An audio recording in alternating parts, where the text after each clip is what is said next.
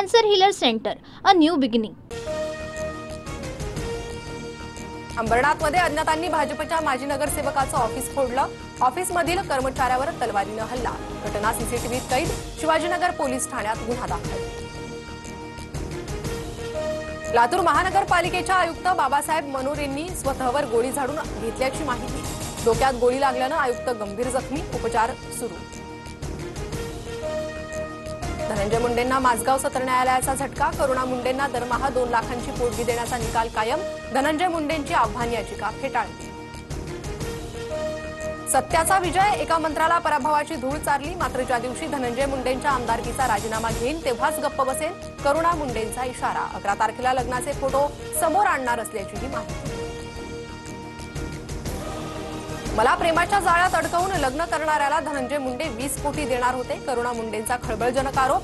तर राज घनवट, पुरुषोत्तम केंद्रे आणि तेजस ठक्कर यांचा दलाल असा उल्लेख। मृत्यूनंतर मुलगा शिशिव अंत्यसंस्कार करणार। करुणा मुंडेकडून कोर्टात धनंजय मुंडेंचं मृत्यूपत्र सादर। तर करुणा मुंडेंनी सादर केलेलं इच्छापत्र खोटं। धनंजय मुंडेंच्या वकिलांचा कोर्टात दावा। कोकाटेंच्या विधानाच्या 24 तासांनंतरही अजित पवार अनभिज्ञ। कोकाटे नेमकं काय बोलले माहीत नाही। अजित पवारांची प्रतिक्रिया। शेतकरी कर्जमाफीचे पैसे मागून साखरपुडे आणि लग्न करतात, कोकाटेंचं वादग्रस्त वक्तव्य। वक्फ सुधारणा विधेयकाला राष्ट्रपती द्रौपदी मुर्मूंची मंजुरी। राष्ट्रपतींच्या स्वाक्षरीनंतर विधेयकाचं कायद्यात रूपांतर। उपमुख्यमंत्री अजित पवार बारामती दौऱ्यावर। अजित पवारांकडून विविध विकास कामांची पाहणी। अनेक कार्यक्रमांनाही हजेरी। पुण्यातील ईश्वरी विसे मृत्यू प्रकरणी चौकशी अहवालानुसार कारवाई होईल। दोन्ही मुलींच्या उपचाराचा खर्च मुख्यमंत्री सहायता निधीतून करू, मुख्यमंत्री फडणवीसांचं आश्वासन।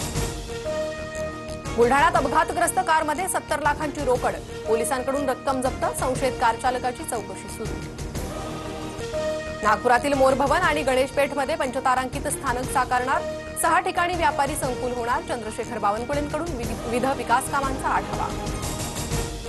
पंतप्रधान नरेंद्र मोदींना श्रीलंका मित्र विभूषण पुरस्कार। हा 140 कोटी भारतीयांना सन्मान। मोदींची प्रतिक्रिया।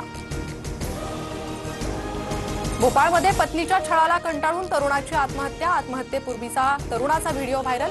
मृत्यूसाठी पत्नी, सासू सासऱ्यांना जबाबदार धरलं।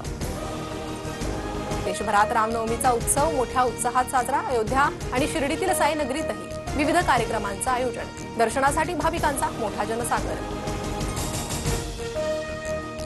वातावरणात मोठा बदल। पुन्हा कोकणात उष्णतेची लाट सक्रिय। पालघर, ठाणे, मुंबई, रायगड, रत्नागिरी आणि सिंधुदुर्ग भागाला उष्णतेच्या लाटेचा इशारा। मुंबईला पाणीपुरवठा करणाऱ्या 7ही तलावांमधील पाणीसाठा एप्रिलमध्येच 33%वर।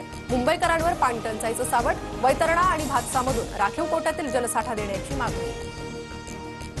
इंदापुरात किरकोळ कारणावरून 2 गटात हाणामारी। गाडीच्या नुकसान भरपाईवरून वाद। एका युवकास किरकोळ दुखापत। मध्य रेल्वे आणि ट्रान्स हार्बर मार्गावर आज मेगा ब्लॉक। विविध अभियांत्रिकी आणि देखभालीच्या कामासाठी ब्लॉक। पश्चिम रेल्वेवर कोणताही दिवसकालीन ब्लॉक नाही। गावच्या यात्रेनिमित्त मुंबईचे डबेवाले 9 एप्रिलपासून 6 दिवसांच्या सुट्टीवर।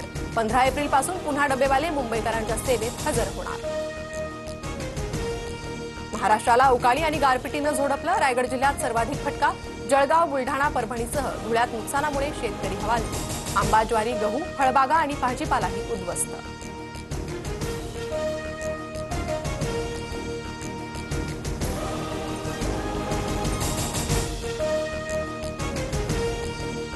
Cancer Healer Center, a new beginning.